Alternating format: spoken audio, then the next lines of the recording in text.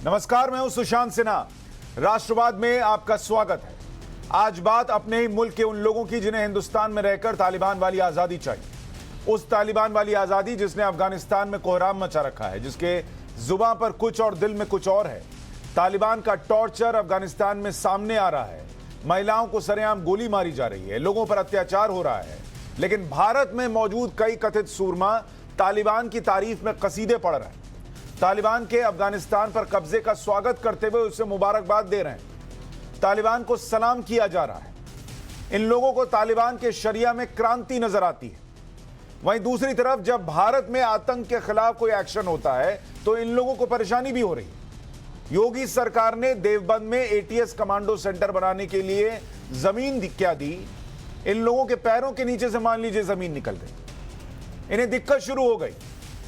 साफ है, इन लोगों के दिल में आतंक के प्रति जो प्यार है वो जुबान पर आ रहा है। सबसे पहले सुनिए all India Muslim personal law board के सचिव मौलाना सज्जाद नोमानी का बयान, जिसमें वो क्रूर तालिबान को सलाम ठोक रहे हैं। मुबारक हो इमारत इस्लामी अफगानिस्तान के कायदीन को। आपका दूर बैठा हुआ ये एक हिंदी मुसलमान आपको सलाम करता है, आपकी अज़मत को सलाम करता है, आपकी जुरत और हौसले को सलाम करता है, आपके जज्बे ईमानी को सलाम करता है। सलाम ठोक रहे हैं तालिबान को, उनके जज्बे को सलाम ठोक रहे हैं। बताइए। और अब समाजवादी पार्टी का आतंक प्रेम भी खुलकर सामने आ गया है। एक तरफ समाजवादी पार्टी के सांसद शफीकुर रहमान बर्क तालिबान के अफगान पर कब्जे को आजादी बताते हैं, अपने यहां की आजादी से कंपेयर करते हैं कि हमने जैसे ब्रिटिशर्स से आजादी ली थी वैसी आजादी तालिबान ने हासिल की है। मतलब इनके हिसाब से चलिएगा तो हमारे जो स्वतंत्रता सेनानी थे उनकी तुलना ये तालिबान से कर रहे हैं। और अखिलेश यादव की पार्टी के नेता आतंक के खिलाफ योगी सरकार की जो कार्रवाई है एटीएस का सेंटर बनाने की देवबंद में, उस पर सवाल उठाकर भी अपना आतंक प्रेम जाहिर करने में पीछे नहीं है। अपने देश को आज़ाद करने के लिए तालिबान के जरिए से, और तालिबान एक ताकत है, और वो उसने अमेरिका को के पाँव नहीं जमने दिए, रशिया के नहीं जमने दिए। जब भी कोई किसी तो भारत वो अपने देश को खुद चलाना चाहते हैं, अपने तौर पर चलाना चाहते, तो हम इसमें क्या दखल दे सकते हैं? ये बहुत गलत बात है। लखनऊ हेडक्वार्टर है, लखनऊ में बनाना चाहिए। देवबंद में इसलिए बनाया जा रहा है कि देवबंद में अंतर्राष्ट्रीय मुस्लिम संस्था है। समाजवादी पार्टी के सांसद को तालिबान जो है वो हीरो नजर आता है। समाजवादी पार्टी के नेता को एटीएस सेंटर देवबंद में बने तो तकलीफ हो जाती है। तालिबान की तारीफ में बयान देने पर समाजवादी पार्टी के सांसद शफीकुर रहमान पर देशद्रोह का मुकदमा दर्ज हो गया है। लेकिन बाकी आतंक प्रेमियों पर कार्रवाई कब होगी? बीजेपी कह रही है कि इन लोगों की आतंक की मानसिकता सामने आ गई है। भारत में तालिबान गैंग में कौन कौन शामिल है, जरा इन लोगों को पहचान लीजिए। मौलाना सज्जाद नोमानी, जिनकी तस्वीर अभी आपको दिखाई थी, जिनका बयान सुनवाया था, all India Muslim personal law board से हैं। अकेले तो नहीं हो सकते, इनके अकेले की सोच तो नहीं हो सकती। धीरे धीरे करके सबके चेहरे सामने आ रहे हैं। शफीकुर रहमान बर्क सांसद हैं समाजवादी पार्टी के। शादाब चौहान प्रवक्ता पीस पार्टी के, ये भी हीरो बता रहे थे। कल शो में आए थे, कह रहे थे तालिबान अब देखिएगा कितना अच्छा हो जाएगा। कितना अच्छा हुआ वहां दिख रहा है। लोगों को दिखाने के लिए एक दिन के लिए एक महिला को एंकर बनाया बुर्का पहनाकर, और अगले दिन उसको निकाल दिया। लेकिन इनको नहीं दिखेगा। आसिफ इकबाल दिल्ली दंगों का आरोपी, वो तो ये कह रहा है कि हमको सीखना चाहिए कि कैसे आजादी हासिल की जाती है, तालिबान से सीखना चाहिए। ये 4-5 लोग नहीं हो सकते।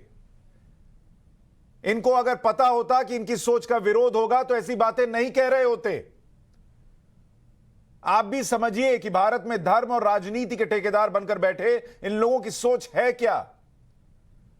और सवाल यह कि गैंग्स ऑफ तालिबान देश तोड़ने वाला प्लान क्यों बना रहा है? तालिबान से मोहब्बत, टेरर पर एक्शन से दिक्कत क्यों?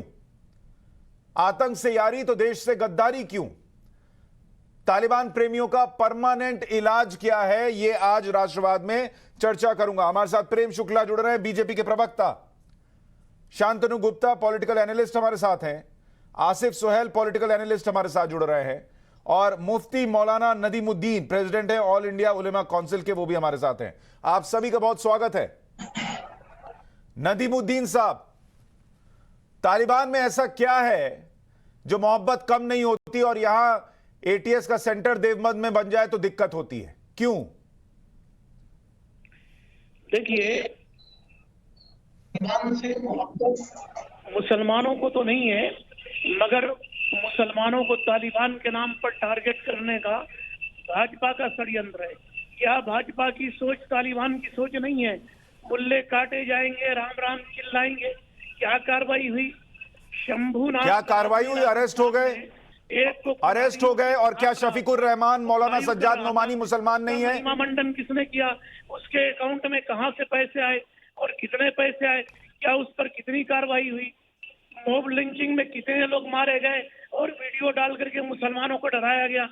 कानपुर में पुलिस की मौजूदगी में एक छोटी बच्ची बाप से लिपट रही है और मारा जा रहा है। पुलिस उस पर भी कार्रवाई हुई, ये भी तो उस पर भी कार्रवाई हुई। लेकिन मैं ये पूछ रहा हूं, मुझे ये बताइए, मुफ्ती मौलाना नदीमुद्दीन, मुझे ये बताइए, हिंदुस्तान में अगर कोई घटना होगी तो इसका मतलब तालिबान जैसे आतंकी संगठन से मोहब्बत थोड़ी हो जाएगी?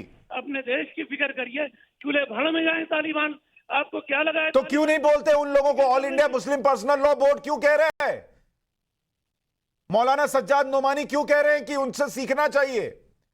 सलाम ठोक रहे हैं उनको। सज्जाद नोमानी क्या कह रहे हैं उनसे सीखना चाहिए, ये मुझे नहीं मालूम है, मगर देश के गद्दारों को गोली मारो सालों को, बीजेपी के जितने मिनिस्टर हैं, अगर वो मंत्री बने। नहीं, एक मिनट, आपको नोमानी साहब all India Muslim personal law board कुछ बोले उससे मतलब नहीं है, लेकिन जिस चीज पर कार्रवाई हो जाए उसके लिए आप बीजेपी को टारगेट करेंगे, तो आप इसका मतलब सिर्फ पॉलिटिकल सोच रखते हैं, आपको देश से मतलब नहीं है? क्यों नहीं मतलब है? मैं कह रहा हूँ मॉब लिंचिंग में जिसने मारा था उसके अंदर बीजेपी का मिनिस्टर जाकर के उसकी गुलपोशी कर रहा है, उसकी फूल माला चढ़ा रहा है। मैं तालिबान पे बात कर रहा हूं, आप दूसरी चर्चा कर रहे हैं। मॉब लिंचिंग क्या सिर्फ एक धर्म की होती है? मुसलमानों को टारगेट नहीं किया। आपके पास डेटा है, मैं आपको बताऊं, हिंदुओं की भी मॉब लिंचिंग हुई है। तालिबान मॉब लिंचिंग को कोई सही ठहरा रहा है क्या इस देश के अंदर? ये बोलते रहते हैं, क्या ये तालिबानी सोच नहीं है?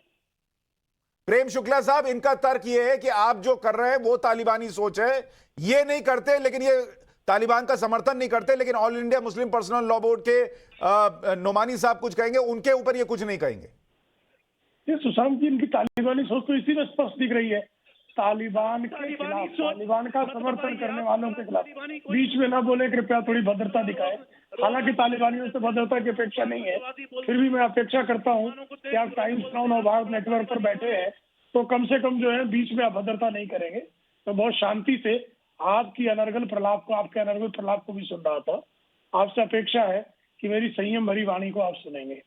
देखिए, जिनको तालिबान के खिलाफ बोलने में पीड़ा हो रही है, उनको लगता है तालिबान के आतंकी गतिविधियों को, तालिबान की बर्बरता को, तालिबान की शैतानी गतिविधियों को, उनके विरुद्ध बोलने में जो है, ये जो इबलीस की औलाद है उनको बहुत पीड़ा होती है।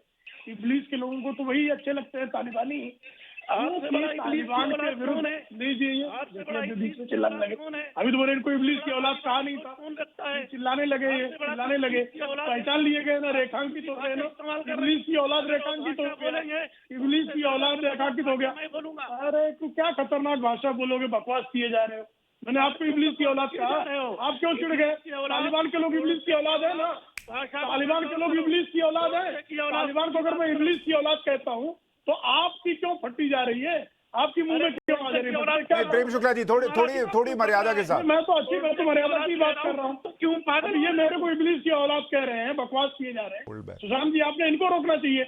मैंने तालिबान को अगर इबलीस की औलाद कहा, शैतान की औलाद कहा, तो इनको पीड़ा क्यों हो रही है? जरा इसका उत्तर दे। उसी शैतान की औलाद से तो मैं तालिबान की औलाद, तालिबान को इबलीस की औलाद कर रहे थे, तो आपका पेट क्यों दर्द कर रहा है? आपको मरोड़े क्यों उठ रही है? ठीक है, क्या बात है? आपका नदीमुद्दीन साहब आपको नहीं कह रहे हैं, आपको नहीं कह रहे हैं, ये तालिबान को कह रहे हैं। तालिबान वाले हैं क्या? तालिबान को कह रहे हैं। तालिबान को कहिए अटैक करिए। हाँ, तो आपको नहीं कह रहे हैं सर, आपको नहीं कह रहे हैं, वो तालिबान को कह रहे हैं। प्रेम शुक्ला जी बात पूरी कीजिए। प्रेम शुक्ला जी बात पूरी कीजिए। देखिए, तालिबान के जीतने पर यहाँ पर करतल धन बजाने वाले जो चीयर लीडर्स भारत की बौद्धिक जमात में बैठे हैं, जो तमाम उलमा इकराम स्वयं को आलिम और उलमा कहते हैं, ऐसे लोग जहालत, जो तालिबान की जहालत है, उस जहालत का जब समर्थन करते हैं तो क्या संदेश देते हैं? संदेश यही देते हैं कि जाहिलों के साथ ये खड़े हुए हैं। ये लगातार जो है मारे जा रहे थे, आप लग लगे इजराइल लेके चले हैं, तालिबान के लोग मुसलमान किसको मार रहे हैं? जब मुसलमान को मारे तो इनको अच्छा लग रहा है, मुसलमान को मारे तो इनको खुशी होती है, मुसलमान को और कोई ना मारे, मुसलमान को मुसलमान मारे तो मौलाना नबीउद्दीन नहीं हो जाते हैं। हमें क्यों आप चिंता नहीं हो रही? फिर इजराइल से बॉर्डर की चिंता है, इजराइल से तुलना बॉर्डर की चिंता आप छोड़ दीजिए। तालिबान वाले घुस के मारेंगे यहाँ की। नहीं नदीमुद्दीन साहब, आपको बॉर्डर की चिंता है, मैं आपकी बात समझ गया कि आपको बॉर्डर की चिंता है, तो आपको कहना चाहिए कि नोमानी साहब, शफीकुर रहमान ये जो कह रहे हैं ये बहुत गलत कह रहे हैं, इन पर कार्रवाई कीजिए, इनको जेल में डालिए। भाई कार्रवाई करने के लिए मैं सरकार में हूँ, क्या आप क्या कर रहे हैं? करिए कार्रवाई, मांग करने में आपको क्या कर रहा है? ठीक है, वो कह रहे कार्रवाई कीजिए। आसिफ सोहेल, आपके हिसाब से ये तालिबान का समर्थन करने वालों के साथ क्या होना चाहिए, और एटीएस का अगर देवबंद में सेंटर खुल जाए तो क्या दिक्कत है? देखिए, तालिबान का मसला उनका व्यक्तिगत मसला है, उनकी जमीनी और उनकी लड़ाई थी। अगर आज वो गलत है तो प्रधानमंत्री और हमारे होम मिनिस्टर क्यों स्टेटमेंट नहीं दे रहे? ये गलत हुआ, बल्कि आप यहाँ के लोगों को टारगेट क्यों कर रहे हैं? आज हमें हमारे बॉर्डर्स की फिक्र है, नावल की वहां पे क्या हो रहा है, और ये सारा प्रोपेगेंडा जो आज हिंदुस्तान में चल रहा है तालिबान के ऊपर, ये गैंग्स ऑफ नागपुर से हो रहा है, ठीक है, अवाम की तरफ से नहीं हो रहा है।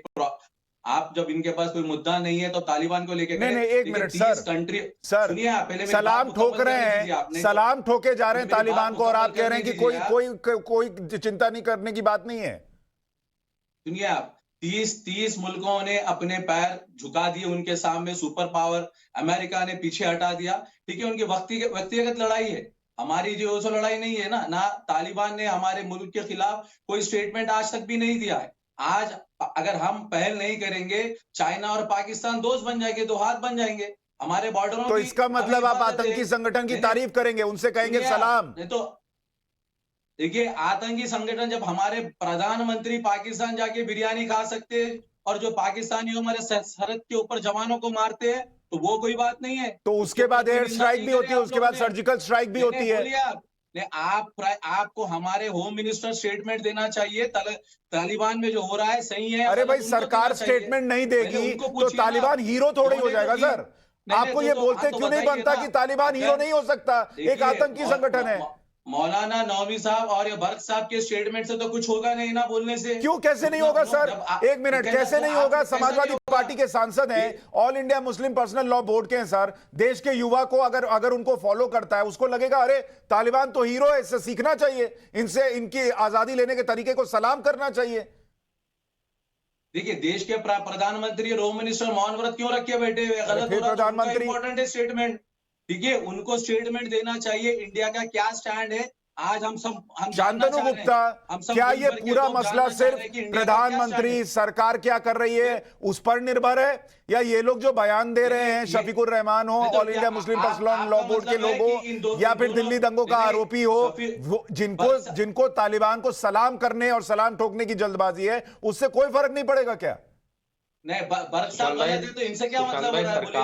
सरकार ने अपनी हाई लेवल कमेटी में बैठ के अपनी पूरी एम्बेसी को वापस बुलाने का निर्णय ले लिया है। वो अपने आप में एक स्टेटमेंट है तालिबान के खिलाफ, लेकिन मैं अपने देश में बैठ के इमरान खान की भाषा का सुनता हूँ, all India Muslim law board से या अखिलेश यादव के सांसदों से, और अपने लुटियंस दिल्ली के पत्रकारों से। लोग कह रहे हैं देखिए, प्रेस कॉन्फ्रेंस तो कर दी उन्होंने, आप समझ रहे हैं, कम से कम 10 पत्रकारों ने, बड़े पत्रकारों ने लिखा है, देखिए वो तो प्रेस कॉन्फ्रेंस कर रहे हैं, देखिए वो तो सवालों के जवाब दे रहे हैं। मतलब जो CNN की बड़ी पत्रकार हैं, जो पैंट कमीज में बैठ के रिपोर्टिंग करती हैं, आज वो बुरके में रिपोर्टिंग कर रही हैं। पार्लियामेंट में आपको गन दिख रही है, रॉकेट लॉन्चर दिख रहे हैं, तब डेथ ऑफ डेमोक्रेसी नहीं हो रही है। यहाँ पे एक दिन कुछ होता है तो डेथ ऑफ डेमोक्रेसी हो जाती है, वहां रॉकेट लॉन्चर लेके घूम रहे हैं और यहाँ सलाम हो रहा है। यानी भारत में भी यही चाहते हैं, all India Muslim law board और अखिलेश यादव भारत में भी यही चाहते हैं कि रॉकेट लॉन्चर और AK-47 पार्लियामेंट में आए, असेंबली में आए, तभी सलाम ठोका जा रहा है उनको।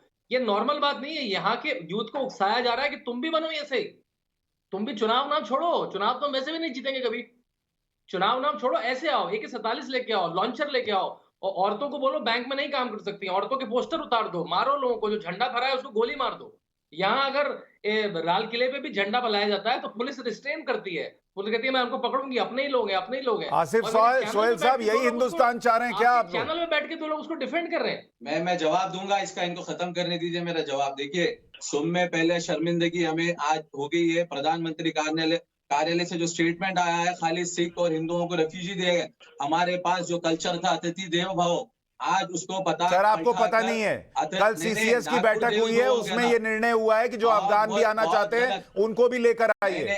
आपको नहीं पता ना सर, मैं बता रहा हूँ, आपको नहीं जानकारी है। अफगानों को भी लाने के लिए बोला गया है। स्टेटमेंट है, नहीं आप दीजिए ना स्टेटमेंट। हमारा जो अरे स्टेटमेंट बता रहा हूं ना सर, आपने नहीं देखा होगा इसलिए मैं आपको बता रहा हूं। सीसीएस की बैठक हुई है, उसमें निर्णय हुआ है जिन अफगान भाइयों को बहनों को आना है उनको भी लेकर आइए।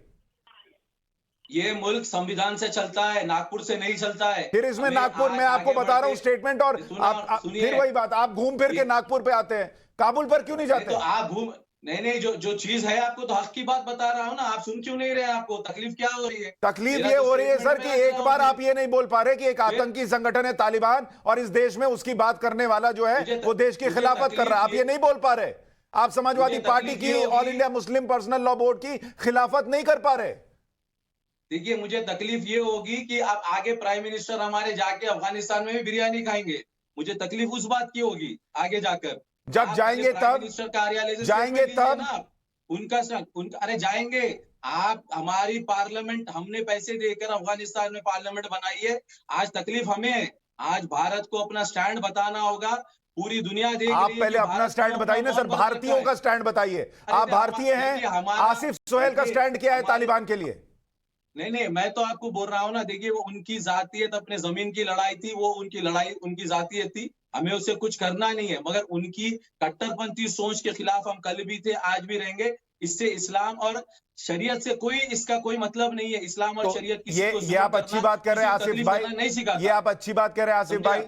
तो इसी में एक लाइन और जोड़ दीजिए कि समाजवादी पार्टी के शफीकुर रहमान हो, मौलाना सज्जाद नोमानी हो, ये लोग गलत कर रहे हैं इस देश के साथ, ऐसे उनको सलाम ठोक के। ये इसी लाइन में जोड़ दीजिए। ये आपकी भाषा क्यों नहीं बोलते जैसे आप बोल रहे हैं? उनको उनका हक है अपनी ये बात रखने का। उनका हक कैसे सर? इजाजत दी है, वो मेंबर ऑफ पार्लियामेंट है, वो बेहतर जानते हैं वो क्या बात। वो आपसे बेहतर जानते हैं, अपना स्टेटमेंट वो आपसे बेहतर जानते हैं। वो आपसे ज्यादा हिंदुस्तानी है क्या? उनको देखिए, हम सब हिंदुस्तानी है। तो फिर हमारे दिल में जो तिरंगा है, हमें किसी के बताने, किसी की सर्टिफिकेट की जरूरत नहीं है, ना आपकी ना हमारी। तो जब आसिफ सोहेल हिंदुस्तान के हक में बात कर सकते हैं तो शफीकुर रहमान क्यों नहीं कर सकते? देखिए, मेरे पूर्वजों ने इस जमीन के लिए अपना खून बहाया है, और मैं भी अपने मुल्क के लिए, अपने हिंदुस्तान के लिए अपना खून बहाऊंगा। आखिरी खतरे तक अपने मुल्क की हिफाजत के लिए ठहरूंगा। और जो तालिबान में हो रहा है वो इस्लाम और शरीयत के खिलाफ है। इससे इस्लाम और शरीयत का कोई तो नहीं सर शरीयत आसिफ भाई मुझे एक बात बताइए, आसिफ भाई ये अच्छा थोड़ी देर हिंदुस्तान की बात छोड़ देते हैं, इस्लाम और शरीयत की बात मैं थोड़ी देर के लिए कह रहा हूं, छोड़ नहीं सकता सर। हिंदुस्तान में जैसे आपके यहाँ हिंदुस्तान है, हमारा भी हिंदुस्तानी है। मैं कह रहा हूं इस्लाम की बात करता हूं। जो तालिबान को सलाम ठोक रहा है वो इस्लाम और शरीयत के भी खिलाफ हुआ। जो हरकत लोगों पे जुल्म होगा, औरतों खवातीन पे जुल्म होगा, बच्चों पे जुल्म होगा, तो वो बिल्कुल इस्लाम और शरीयत के खिलाफ है। इस्लाम एक मोहब्बत का, अमन का मजहब है। शरीयत एक मोहब्बत और अमन सिखाती है। किसी को मारना, किसी को काटना सिखाती नहीं है। ठीक है, कर रहे हैं वो उनकी जात। तो यही काम तालिबान करता है। शरिया लॉ क्या है, उसने अपने हिसाब से बनाकर पूरे शरिया लॉ को जो क्या होता है उसको पलट दिया। तो ऐसे लोगों को सलाम ठोकने वाले कैसे इस्लाम के पक्षधर हो सकते हैं?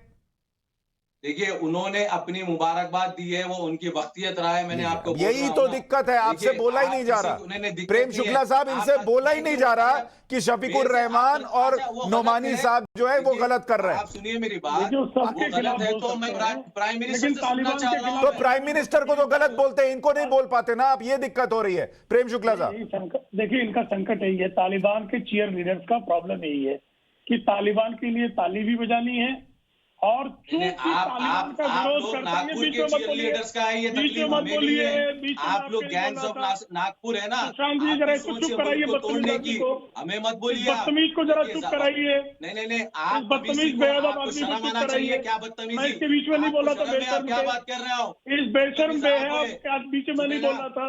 ये क्यों चिल्ला रहा है, क्यों चोटों कर रहा है? बकवास मत ये कर, तरीके की गुफ्तगू होगी, बकवास मत कर, ऐसे चिल्लर लोग, बकवास मत कर, तोड़ने वाले घटिया, 10 रुपए में सर बिकने प्लीज वाले दोनों लोग थोड़ा रुकिए। सुशांत जी, मैं इस आदमी के बीच में तो बोल नहीं रहा था। सिखाइए आप इस इसको, सुअर क्यों यहाँ सुअर बना? दोनों लोगों से मैं रिक्वेस्ट कर रहा हूँ, रुक जाइए। समझे आप, बेहुदे इंसान को आप लाकर आकर बिठाकर दूसरों को गलत बात कर रहे हैं आप। मुल्क को तोड़ने वाली सोच, गैंग्स ऑफ नागपुर हो तुम लोग, बकवास किया शर्म जा रहा आना है। चाहिए तुम लोग। ये कहाँ से आ गया? तालिबान की औलाद, सावरकर की तालिबान की सड़ी हुई औलाद ने इसी तरह बकवास कर, समझे ना? तमीज से बात करना सीख। चिल्ला मत तो काम गरम कर देंगे ज्यादा चिल्लाएगा तो। चुप रहे, मेरा मजहब और मेरा संविधान इजाजत नहीं देता है। वो समझ में आ रहा है, खिंजीर की औलाद है, यहाँ पर बैठने के काबिल नहीं है। देखो बकवास किए जा रही है, समझे? सुशांत जी। सर आप दोनों लोग प्लीज रुक जाइए। आसिफ सोहेल और प्रेम शुक्ला, आप दोनों लोग रुक जाइए।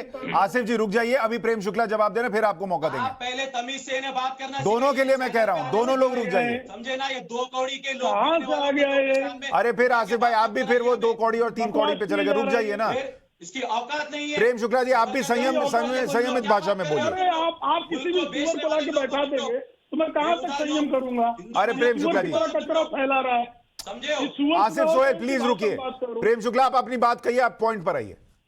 देखिए मैं तो पॉइंट की बात कर रहा हूँ, पॉइंट से हटना। मेरे बीच में लगातार चिल्ला रहे, मैं तो किसी के बीच में नहीं बोल रहा था, मैं शांति से सुन रहा था। मैं नहीं लूंगा, फिर चिल्ला रहा है, घटिया अल्फाज बात फिर करने चिल्ला वाले रहे को पहले भड़काइए आप। फिर चिल्ला रहे हैं। बोल रहा हूं मैं आसिफ भाई अब फिर वो चले गए थे पॉइंट पर, अब आप फिर। आसिफ भाई मैंने दोनों को कहा ना, प्लीज रुक जाइए। कहाँ से जामा? मैं दोनों के लिए कह रहा हूँ, रुक जाइए। उसकी हकीकत जामा मस्जिद गली में कबाब बेचता है, बताओ मुझे आप। कहाँ से पकड़ के लाए भाई? पहले कौन से पागल खाने से आए हैं? सावरकर के कौन से पागल खाने से आ गए? और कहाँ सावरकर और कहाँ आप लोग जा रहे हैं? प्रेम शुक्ला जी आप मुद्दे पर आइए, आप बोलिए। आसिफ भाई आप मैं रुकिए। तो मुद्दे पर ही, उसको जरा शांत कराइए ना। ये गलत बात किया है, ये जबरदस्ती कचरा फैलाया जा रहा है। पहले अपने लगातार चिल्ला रहा है। वापस लेने लगाइए आप। अरे वापस अभी चुप हो जा, ज्यादा बकवास मत कर, बंद हो जा, चुप हो जा, चिल्लाने से कुछ नहीं होगा। अरे सर आप दोनों रुकिए ना, फिर क्या पूरी डिबेट इसी में निकल जाएगी। आसिफ सोहेल आप रुक जाइए। प्रेम शुक्ला जी अपने पॉइंट पर बात कर रहे हैं, आप पे नहीं बोलेंगे। प्रेम शुक्ला जी आप पॉइंट पर बात कीजिए, आसिफ सोहेल पे टिप्पणी मत कीजिए, आप बोलिए। ये लगातार आसिफ सोहेल प्लीज रुकिए ना, आप थोड़ा सा रुकिए। संविधान और मेरा मजहब नहीं, मेरा संविधान इजाजत नहीं चिटियाला देता तो बंद कराइए, इनका मजाक पता है। आसिफ सोहेल थोड़ा सा रुकिए ना भाई। आसिफ सोहेल थोड़ा रुकिए। इसने गलत अल्फाज इस्तेमाल किए, आप पहले ये चीज को क्लियर करिए। आप कौन से गलत अल्फाज? कौन से गलत अल्फाज? क्या बकवास की जा रहा है? चैनल नहीं है आप। मैं आपसे कह रहा हूँ ना, आसिफ सोहेल साहब उन्होंने बोला, आपने बोला, दोनों आप रुक जाइए ना, मैं कह रहा हूँ। मैंने देखिए, मैंने अपने देखो इनको फिर मैं दोनों का ऑडियो कम करना पड़ेगा, थोड़ा सा रुकिए ना। आसिफ सोहेल थोड़ा सा उनका ऑडियो कम कीजिए। प्रेम शुक्ला आप अपने पॉइंट पर बात करिए। मैं तो इस आदमी के बीच में बोल नहीं रहा था। अब आप पॉइंट पर बोलिए। देखिए बहुत मुद्दे की बात है। तालिबान जैसे आतंकवादी बर्बर संगठन का समर्थन कौन कर सकता है? जिसके अपने दिमाग में बर्बरता हो, जो दानवता का समर्थन करता हो। तो दानवता का समर्थन करने वाले शफीकुर रहमान बर्क या मौलाना नोमानी के खिलाफ अगर मुस्लिम हजरात में से कोई आवाज नहीं उठाता, इसका संकेत क्या है? इसका संकेत ये है, ये भी जो है चुपचाप मौन साध कर तालिबान का समर्थन कर रहे हैं। तालिबान के विरुद्ध बोलना चाहिए। तालिबान किस पे अत्याचार कर रहा है भाई? मुस्लिम खवातीनों पर ही अत्याचार कर रहा है ना। हमारी जो माँ बहन बेटियां मुसलमानों की हैं, उन पर ही अत्याचार कर रहा है। वहां के ही निर्दोषों की हत्या कर रहा है। तो आप निर्दोषों के कातिलों को, जो खवातीनों के बलात्कारी हैं, ऐसे बलात्कारियों को, छलात्कारियों को समर्थन कोई कैसे दे सकता है? और उसको आदर्श कैसे मान सकता है कोई? उसको सलाम कैसे कोई कर सकता है? और अगर उसको सलाम करने वाले सवाल पूछ लिया जाए तो गैंग ऑफ नागपुर जैसे शब्दों का प्रयोग करेंगे। इसे कोई औचित्य है? मैं कह दूं गैंग ऑफ देवबंद, कोई उसका निकलेगा रास्ता? इस तरह की तू मैं से कोई जो है नदीमुद्दीन साहब वो ये कह रहे हैं कि जब आप Samajwadi party, all India Muslim personal law board, ऐसे लोग जो तालिबान को सलाम ठोक रहे हैं, उनका समर्थन करते हैं, उनको कंडेम नहीं करते, तो फिर आप उन्हीं के साथ खड़े नजर आते हैं। कठुआ में रेपिस्टों के लिए तिरंगा यात्रा निकालने वाले आज आके ज्ञान दे रहे हैं, ज्ञान दे रहे हैं। तिरंगा यात्रा साहब ऐसे लोगों से बात भी मत करिए आप। ये 2 कौड़ी के आरएसएस के लोगों के लिए जवाब भी मत दीजिए आप। ये घटिया लोग हैं, ये हमारा चैनलों पर आ जाते हैं। अफगानिस्तान में हमने करोड़ों का सरमाया लगाया, हमारा इन्वेस्टमेंट है। अगर हम तालिबान को कंट्रोल नहीं करेंगे अगर वहां के नागरिकों को छोड़ देंगे तो भारत एक अच्छे दोस्त से महरूम हो जाएगा। क्या हमने दोहा कतर में तालिबान से बैकडोर से बात करने की कोशिश नहीं की थी? हमने क्यों आतंकवादियों से बात किया? 2 साल से अमेरिका कंटिन्यू बात कर रहा है तालिबान से। ट्रंप की सरकार में शुरुआत हुई और उसने एग्रीमेंट किया, तोड़ करवाने से अमेरिका ये तालिबान को सरकार दे करके भाग गया। अगर हम तालिबान को कंट्रोल नहीं करेंगे, उनकी बर्बरता और बढ़ेगी, तो अफगानिस्तान के अवाम को हम नियत से छोड़ देंगे। अगर बॉर्डर पर जो पाकिस्तान की फौज है, तालिबान के आने के बाद वो फौज कहाँ जाएगी? वो फौज तो हिंदुस्तान की तरफ आएगी। तो दिमाग से, दिल से हमें जरूरत है कि हम तालिबान को कंट्रोल करें, तालिबान से बात करें और बात करके हम कोई रास्ता निकालें। अफगानिस्तान में जब नजीब की सरकार बर्खास्त हुई, जो मुजाहिदीन थे जब सरकार में आए, तो हमने मुजाहिदीन को आतंकवादी कहा। बाद में वही मुजाहिदीन को हमने गले लगाया। आज नहीं कल आप देखिए 6 महीना 3 महीने के बाद वही तालिबान को हम कबूल कर लेंगे। अब प्रेम शुक्ला बड़ी बड़ी टिंगे मार रहे हैं, जब क्या बोलेंगे? आज हम आतंकवादी बोल रहे हैं, आप ताने न माने। तो क्या कहें तालिबान को? तालिबान को आतंकवादी न कहा जाए, लश्कर तैयबा तालिबान को क्या कहा जाए? आतंकवादी न कहा जाए। उनको कंट्रोल करने के लिए नदीमुद्दीन जी, कि हम मौलाना नदीमुद्दीन जी, नदीमुद्दीन जी, नदीमुद्दीन जी, एक सवाल सुनिए।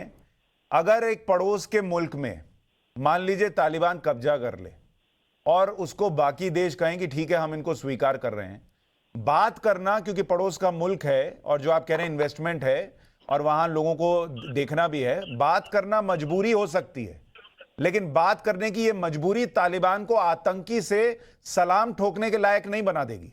मैं आपसे ये पूछ रहा हूं कि सलाम क्यों ठोकना है? बात करनी पर जब पड़ेगी तब का तब देखेंगे, लेकिन यहां उनके आजादी के तरीके को सलाम करना, उनसे अपने स्वतंत्रता सेनानियों को कंपेयर करना तालिबानियों से, ये ठीक हो सकता है क्या? फलस्तीन पे जब इजराइल ने कब्जा किया तो क्या इजराइल को हमने तस्लीम नहीं किया? क्या इजराइल जैसा आतंकवादी, टेररिस्ट, दहशतगर्द मुल्क को हमने नहीं माना? बदौर ताकत पर उसने फलस्तीन पर कब्जा किया, क्या इजराइल को हमने नहीं माना? क्या इजराइल हमारे देश का मित्र नहीं है? अब आप इजराइल पर चले गए सर। इजराइल की अलग कहानी है, उसकी अलग लड़ाई है। मैं आपसे दूसरी चीज कह रहा हूं कि इजराइल और तालिबान का आप कंपैरिजन कर रहे हैं, ये आप कर सकते हैं, लेकिन सब नहीं ना कर रहे। लेकिन तालिबान को लेकर सबकी सोच जितनी है देश की वो एक ही है ना, आप क्यों नहीं कंडेम कर सकते उनका? आपकी क्या सोच है? इजराइल की जो सोच अच्छी है, इजराइल को तालिबान से क्यों नहीं जो है बताया जाए बराबर? अगर इजराइल ने फलस्तीन पे कब्जा किया, हमने इजराइल को तस्लीम कर लिया, तो तालिबान से बात करने में क्या परेशानी है? शांतनु गुप्ता, ये मसला मुझे लगता है ये फिर घूम फिर कर वहीं इस्लाम और सारी चीज पर आ जाता है। ये जितना मैं समझ पा रहा हूं, अब इजराइल की एंट्री जो हुई वो फिर वो मसला इस्लाम पर है सारी कहानी। नहीं, वो तो देखिए सुशांत भाई, पिछले 20 मिनट से पिछले 20 मिनट में आपकी डिबेट में जिस तरह से गैंग्स ऑफ नागपुर, इजराइल का कोट किया गया, तो पता लग रहा है कि वो लड़ाई है क्या। देखिए, अब दुनिया के बहुत सारे मुल्क, बहुत सारे इस्लामिक मुल्क किस तरह से तालिबान को जस्टिफाई करेंगे। और दुख की बात है कि भारत में बैठे हुए दल, Samajwadi party, all India Muslim law board, हमारे पैनल पे बैठे 2 लोग भी तब से तालिबान को जस्टिफाई कर रहे हैं तरह तरह से। अरे तालिबान से बात तो करनी ही पड़ेगी, अब उन्होंने कब्जा तो कर ही लिया है, अब क्या कर सकते हैं? अगर इस्लाम में आतंकवादी हैं तो हम क्या कर सकते हैं? मतलब इतना अपोलोजिस्टिक एटीट्यूड है इतनी देर से दोनों पैनलिस्ट का आपके। अब नए नए तरीके ढूंढे जाए। कोई कहेगा वो तो प्रेस कॉन्फ्रेंस करते हैं, देखिए अब तो वो सरकार में आ ही गए हैं, अब कुछ तो करना पड़ेगा। तो आपके जो पैनलिस्ट हैं वो भी तरीके सुझा रहे हैं कि किस तरह से तालिबान को आपको जस्टिफाई करना पड़ेगा, अप्रोप्रिएट कर रहे हैं बहुत खूबी से। और बहुत सारे देश कह भी चुके हैं, पाकिस्तान कह चुका है, इमरान खान कह चुके हैं मैं सलाम कर रहा हूं। All India Muslim law board वो भाषा बोलता है तब दिक्कत होती है, जब all India Muslim law board Imran Khan की भाषा बोलता है, जब समाजवादी पार्टी इमरान खान की भाषा बोलती है। शांतनु जी, अपनी बात पूरी कीजिए आप। देखो सुशांत, आपसे यही कह रहा था कि अब ये क्लैश ऑफ सिविलाइजेशन जो है बिल्कुल सामने से दिख रहा है। भारत में बहुत सारे लोग अब तालिबान को अलग अलग तरह से जस्टिफाई करेंगे। पत्रकार कह रहे हैं, देखिए वो प्रेस कॉन्फ्रेंस कर रहे हैं। कोई कह रहा है देखिए ज्यादा ब्लडी बैटल, ज्यादा खून खराबा तो हुआ ही, देखिए इतने आराम से उन्होंने कब्जा कर लिया, ऐसे जस्टिफाई कर रहे हैं। मेरे पैनलिस्ट कह रहे हैं कि हाँ, एक बार भी आसिफ जी ने तालिबान का नाम नहीं लिया, कहा हाँ जो अत्याचार कर रहा है वो बुरा है। तालिबान का नाम लेने से तालिबान का ता भी नहीं बोला उन्होंने। हाँ, गैंग्स ऑफ नागपुर और बहुत कुछ बोल दिया। दूसरे जो आपके पैनलिस्ट है अलीमुद्दीन, उन्होंने सारे भारत के लॉ एंड ऑर्डर के केस गिरा दिए, लेकिन तालिबान के केस नहीं बोले। अब नए नए तरीके निकाले जाएंगे। और कुछ लोग तो सामने आपने खुद बताया सलाम ठोक रहे हैं, और वो कौन? Main stream party. Samajwadi party के संभल के सांसद है, वो सिटिंग सांसद है। अभी वो पार्लियामेंट होगी तो पार्लियामेंट लेकिन शांतनु जी, इसमें एक बात देखिए, उत्तर प्रदेश में चुनाव होने हैं, उसके पहले अगर समाजवादी पार्टी के सांसद इस तरीके से खुलेआम सलाम ठोक रहे हैं तालिबान को, तो उनके मन में यह कॉन्फिडेंस होगा ना कि मेरा वोट बैंक नहीं हिलेगा। इसका मतलब ये सोच लिमिटेड नहीं है। नहीं, मेरा वोट बैंक नहीं हिलेगा मतलब मेरा वोट बैंक खुश हो रहा है। और मैं इस बात से बहुत दुखी हूं कि अगर मेरे भारत का मुसलमान ये बात से खुश होता है, अगर मेरे भारत के मुसलमान के लिए तालिबान एक हीरो है, ये मेरे लिए बड़ी दिक्कत की बात है कि वो साथ में क्यों नहीं है, वो भारत के साथ खड़ा क्यों नहीं है इस समय, वो पूरे विश्व कम्युनिटी के साथ खड़ा क्यों नहीं है। जब वो उन तस्वीरों को देख रहा है जहां औरतों को मारा जा रहा है, जहां संसदों के अंदर रॉकेट लॉन्चर जा रहे हैं, उससे उसका दिल क्यों नहीं हिल जा रहा है कि 21वीं सदी में क्या इस तरह से हम सरकारें चलाएंगे। और तब भी दोनों बैठ के जस्टिफाई कर रहे हैं, अपने मोबाइल में पढ़ के जस्टिफाई कर रहे हैं, आपके पैनल पे बैठ के जस्टिफाई कर रहे हैं। आसिफ सोहेल साहब, ये तस्वीरें जो वहां से आ रही हैं कि लोग तालिबान को देखकर प्लेन के पहिए पर लटक कर निकल जाना चाहते हैं वहां से, क्या ये तस्वीरें इस देश में लोगों को तकलीफ नहीं देनी चाहिए? देखिए, पहले तो आप अपने जो पड़ोस में जिसको लाकर बिठाए है ना, अनपढ़ जाहिल आदमी को, ऐसे लोगों को डिबेट में बिठाने से पहले चेक कर लीजिए इसने जो अनपार्लियामेंट्री लैंग्वेज इस्तेमाल की है। आसिफ सोहेल साहब, वो बात कहां रह गई? आप अभी भी वहीं पर हैं। वो पहले नहीं देखिए, वो आपने भी बोला सर, ऐसा नहीं है कि आपने बहुत अच्छे शब्द बोले। आसिफ सोहेल साहब, आपने भी दो कौड़ी का आदमी और बहुत सारी बातें बोली। अनपार्लियामेंट्री लैंग्वेज, पहले ये उसी का नस्ल के लोग हैं, जो मुल्क को बेचने वालों की नस्ल के लोग हैं। और रही तालिबान की बात, मैंने आपको क्लियर स्टैंड दे दिया है। उनका जो सोच है कट्टरपंथी, हम उसके खिलाफ रहेंगे। अगर आज वो बदलाव की तरफ जा रहे हैं तो हम बराबर उनके साथ रहेंगे, क्यों हमारे पड़ोसी है। आपको सर जो अफगानिस्तान से तस्वीरें आ रही हैं, उसमें कोई बदलाव दिख रहा है आपको? मैंने आपको बता दिया ना, अगर कोई बदलाव आएगा तो हम बराबर उनका साथ देंगे। आएगा तब ना सर, अभी तो कंडेम कीजिए। नहीं देखिए, अरे कंडेम मैं क्यों, मैंने आपको बोला है प्रधानमंत्री को कंडेम करने दीजिए। अरे प्रधानमंत्री कौन सा उनसे मोहब्बत करने जा रहे हैं, उनसे बातचीत कर रहे हैं? नफरत भी कर रहे हैं तो बताएं ना आप। नफरत अगर करते तो प्रधानमंत्री नफरत करेंगे तभी आप करेंगे। इतनी मोहब्बत है आपकी प्रधानमंत्री से। देखिए, हमारे अपने एम्बेसी के लोगों को क्यों बुलाया जा रहा है अफगानिस्तान से? अपने एम्बेसी के आसिफ भाई लोगों को क्यों बुलाया जा रहा है? देखिए, और ये मोहब्बत का प्रतीक है क्या? जो लोग रेफ्यूजी आ रहे हैं सभी को आप वेलकम करिए। आप अतिथि देव भव है, हमारे मुल्क का, हमारे भारत का कल्चर है ये। हम सबको वेलकम करना है। मतलब आप दाहिने बाएं सारी बात कर लेंगे, लेकिन ये नहीं बोल पा रहे कि इस देश में एक सुर से तालिबान का विरोध होना चाहिए। ये आपके मुंह से निकल ही नहीं रहा है भाई। तालिबान ने अगर मेरे मुल्क के खिलाफ अगर बात करेगी तो करेगा, तो मैं बराबर अपने मुल्क का परचम लेके आगे ठहरूंगा लड़ने के लिए। आपको बोलने की जरूरत नहीं है। मेरे मुल्क के खिलाफ अगर वो नजर भी उठाएगा तो मैं अपने मुल्क का तिरंगा लेके सामने ठहरूंगा। अच्छा, अपने मुल्क में नहीं होगा तो आपको फर्क नहीं पड़ता कि वहां महिलाओं के साथ क्या होता है? उनको अगर सेक्स स्लेव बनाया जाए, उनको बुरके में रखा जाए, उनको मारा जाए, स्कूल ना भेजा जाए, इससे आपको फर्क नहीं पड़ता? 20 साल पहले की तालिबान सरकार थी, आज वो बता रहे हैं कि वो बदलाव चला रहे हैं और बदल कर लोगों के लिए खिदमत। अच्छा आसिफ सोहेल साहब, मुझे एक बात बताइए, मेरा सवाल सुनिए। जलबाजी क्या? आपका तर्क ये है कि तालिबान मेरे मुल्क के खिलाफ कुछ करेगा तब मैं उसके खिलाफ बोलूंगा, यही आपका तर्क है? हाँ, तो मैं बराबर, देखिए ठीक है। अब मेरा सवाल तो सुनिए सर, मेरा सवाल तो सुनिए, मेरा सवाल तो सुनिए सर, मेरा सवाल तो सुनिए सर। पहले देखूंगा ना, मैं आपसे ये कह रहा हूं, आपका तर्क है कि तालिबान जब, सर मेरा सवाल तो सुन लीजिए सर, बात समय निकल रहा है, मेरा सवाल सुन लीजिए। अगर तालिबान मेरे मुल्क के खिलाफ कुछ करेगा तब जाकर मैं उसको कंडेम करूंगा, अभी नहीं बोलूंगा। तो मुझे यह बताइए कि इजराइल तो हमारे लिए कुछ खराब नहीं कर रहा, इजराइल को तो आप टेररिस्ट बताते हैं, इजराइल को गाली देने में आपको दिक्कत नहीं लगती, तब क्यों नहीं सोचते कि इजराइल तो हमारा सबसे बड़ा दोस्त है, फिलिस्तीनियों के साथ कुछ भी करे हमको क्या फर्क पड़ता है? तो वो तो देखिए, वो तो घुसपैठी है ना, वो लोग को लेकर आकर रखने के फिर वही बात, कब्जा करे। मसला तो ये था ना कि हमारे देश पे कुछ करेगा तब हम बोलेंगे। तो इजराइल तो दोस्त है हमारा, बोलिए फिलिस्तीनियों के साथ जो करता है करने दो, वहां आपके अंदर का धर्म जाग जाता है। लड़ाई इजराइल की तरह, इजराइल छुपकर मार कर जो फलस्तीन को कब्जा किया है वो सब सारी दुनिया जानती है। तो वहां अत्याचार दिख रहा है, वहां अत्याचार दिख रहा है, वहां अत्याचार दिख रहा है, और तालिबान जो करे वो अत्याचार आपको नहीं दिखता।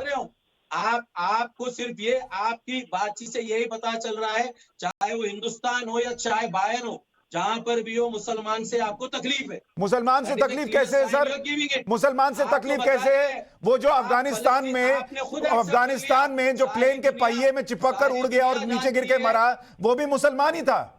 तो तकलीफ कैसे है सर? सारी दुनिया जानती है। मैं बताता हूं, कि मुझे मुसलमान से इजराइल तकलीफ ने नहीं है। फलस्तीनियों के साथ क्या आपको किया? मुसलमान से तभी इजराइल ने मतलब है फलस्तीनियों जब के साथ जब क्या आपको किया? लगता है कि वो मतलब आपके काम का है। मेरे खाबी मैं आपको दोस्त- बता रहा मेरे हूं, खाबी आपको दोस्त चीन ने से आपको कोई बता दिक्कत रहा नहीं है, हूं वो ना, उइगर आप मुसलमानों के अपनी साथ क्या कर रहा है। सोच आपको कोई मतलब नहीं है कि आपकी इजराइल सोच भारत का कर कितना चुके बड़ा आप। दोस्त है। आपको इससे मतलब है कि कब आपका पॉलिटिकल एजेंडा सूट करता है। यहां पर गैंग्स ऑफ नागपुर साबित करने के लिए एजेंडा आपका सूट करता है। यह आपकी सोच है। मेरी सोच, मेरा तिरंगा है, मेरा मुल्क है। अरे सर मेरी छोड़िए, सोच मुल्क को ये सब तोड़ने कहने वाली की नहीं बात है। मैंने देख लिया। मेरे 40 काबिल मिनट में दोस्त आपका मेरे काबिल तिरंगा। नहीं है। नदीमुद्दीन देखिए, साहब, आपका तिरंगा दिखाइए जरा। आपका तिरंगा दिखाइए, बोल दीजिए। हिंदुस्तान को, तालिबान को कंडेम कर दीजिए। नहीं कर पाएंगे आप। मैंने हिंदुस्तान सबका तिरंगा देख लिया मैंने यूनाइटेड पिछले नेशन 40 में मिनट में। लहराया है। आप पहले पता कर लीजिए। आप, मैंने हिंदुस्तान का तिरंगा यूनाइटेड नेशन में लहराया है, समझे आप? बहुत अच्छा मुझे किया आप सर, बताइए, आप बहुत अच्छा किया कि आपने हिंदुस्तान का तिरंगा लहराया। मुझे इस पर गर्व है। लेकिन उस तिरंगे को जिनसे दिक्कत है, जिनसे आंच आ सकती है, उनको कंडेम करना भी सीखिए। जो तिरंगा जिसने अपने संघ के पास तिरंगा लहराया नहीं, उनके नदीमुद्दीन बात साहब, करिए। आप बोलिए अब। तिरंगा हमारे जीने पे लेके घूमते हैं हम। आप हमें देशभक्ति मत सिखाइए। आप बोलिए, उनका ऑडियो कम करो, बोलिए। देखिए, तालिबान की बर्बरता या कट्टरता का किसी को समर्थन करना नहीं है, मगर भारत में जो तालिबानी सोच है उस पर भी तो डिबेट करिए ना। हमें अफगानिस्तान से क्या लेना देना? पूरे भाड़ में जाए तालिबान, जहन्नम में जाए तालिबान, हमें उनके बारे में क्यों बात कर रहे हैं? अरे सर, उनके लिए इसलिए बात कर रहे हैं क्योंकि यहां बैठ के लोग उनको सलाम ठोक रहे हैं।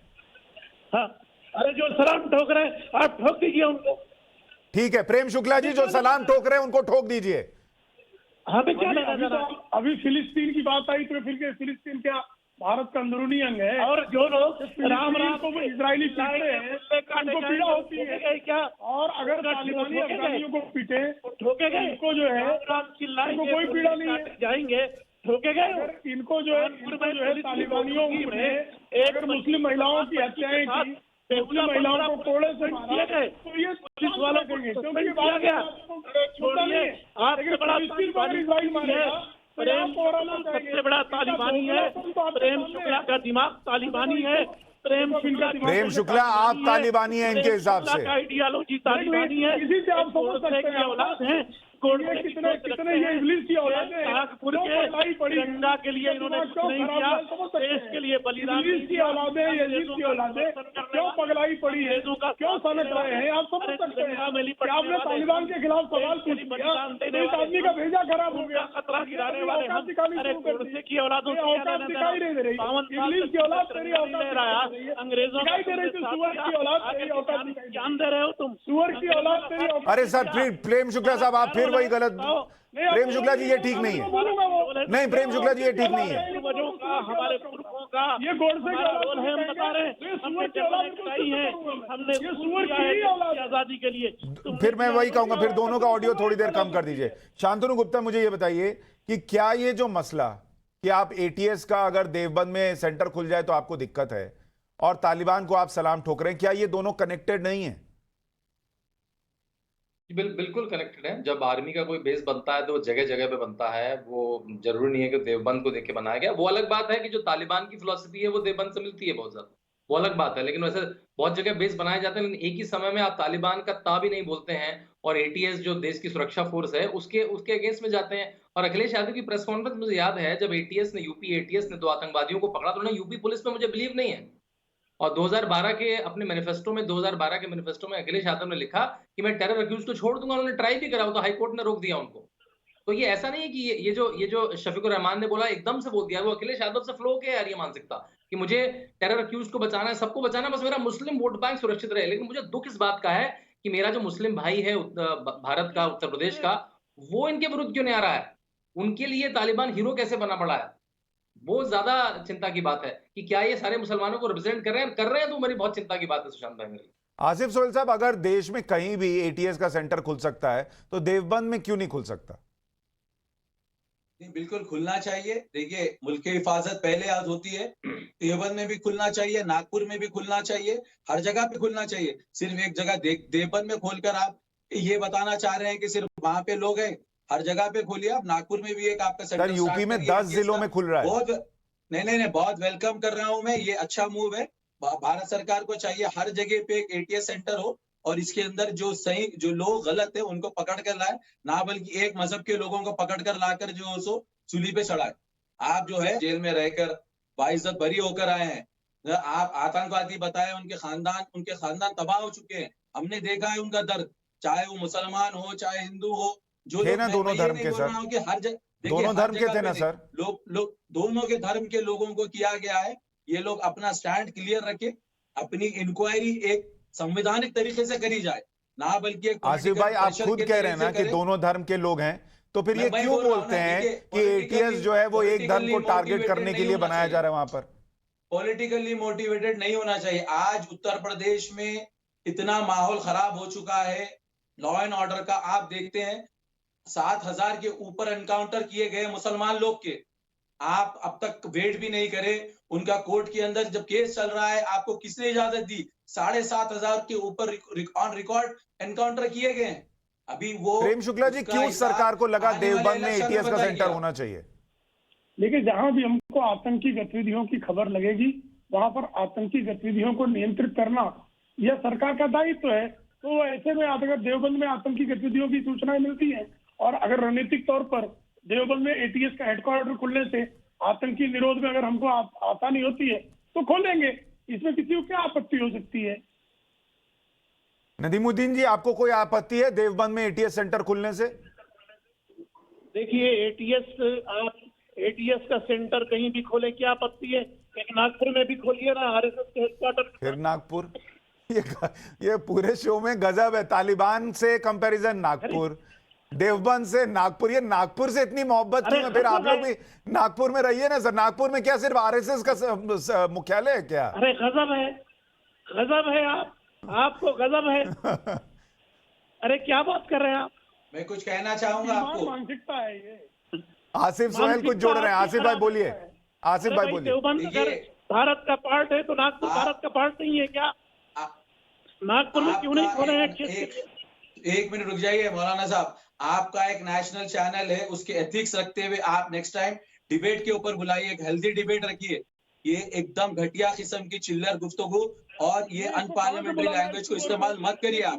मैं बोल रहा हूँ, मैं आपको समझ रहे हैं आप? सर मैंने दोनों लोगों को, जिन ने इस्तेमाल किया, दोनों को ये बोला कि आप नहीं बोलिए, और आप सारे लोग पढ़े लिखे लोग हैं, आप सबका अपना एक बैकग्राउंड है। ऐसा नहीं है कि कोई भी आ गया इस शो में, लेकिन अगर आप आए और एक दूसरे को बोलने लग जाएं तो उसको कोई कैसे रोकेगा? सर आप बताइए।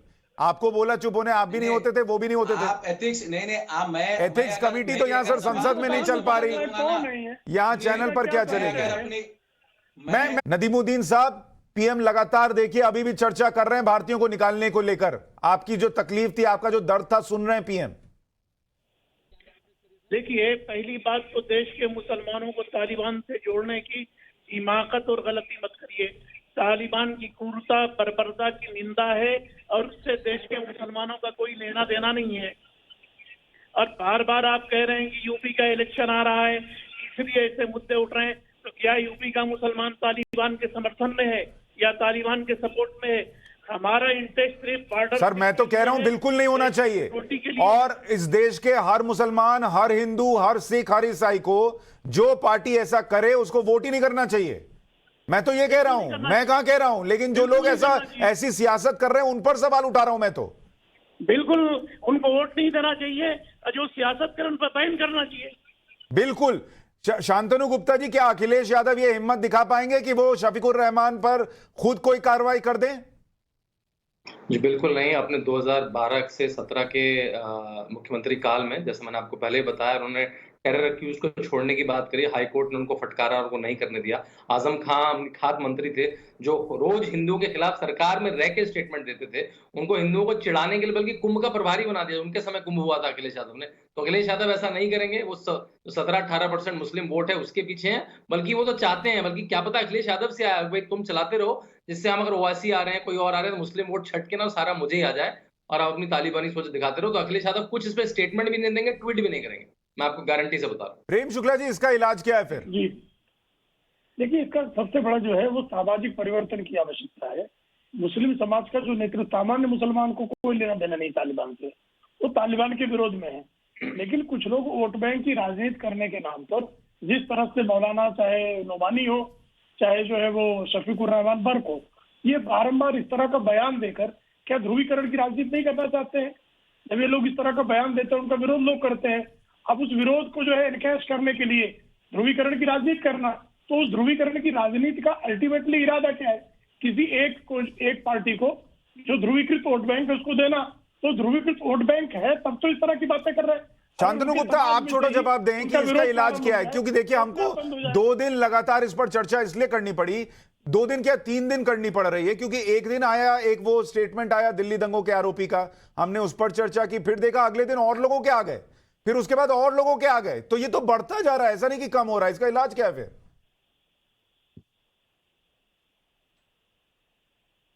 शांतनु।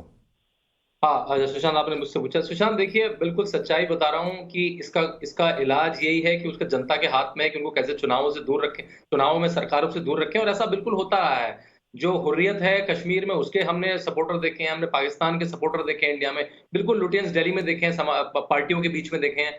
तो बस केवल वोटर के हाथ में है कि कैसे वो इनको सत्ताओं से दूर रखे, जिससे ये लोग दूर दूर अपोजिशन के पेरिफेरी में रहें, फ्रिंज एलिमेंट है, फ्रिंज एलिमेंट की तरह रहें। अगर ये थॉट, अगर मैं मानता हूं कि भारत के मुसलमान का थॉट नहीं है, तो वो सरकार में ना आए। तो ऐसे जो संभल के सांसद हैं, अखिलेश यादव, इनको बाहर निकाले। मुझे पूरा पता है मुसलमान वोट को रिझाने के लिए उन पर टिप्पणी तक नहीं करेंगे। ठीक है, और मुझे तो लगता है सर, देश में जो भी लोग हैं, मैं राष्ट्रहित की सिर्फ बात नहीं कर रहा, लेकिन इंसानियत के लिहाज से भी तो देखिए कि वहां हो क्या रहा है, और क्या आप ऐसे लोगों को सपोर्ट कर सकते हैं, उनको सलाम ठोक सकते हैं, जिनसे लोग बचकर भागने के लिए प्लेन के पहिए से लटक जाएं? अपने आप से यह सवाल हर किसी को पूछना चाहिए। बहुत शुक्रिया इस चर्चा में जुड़ने के लिए। एक छोटा सा ब्रेक ले रहा हूं।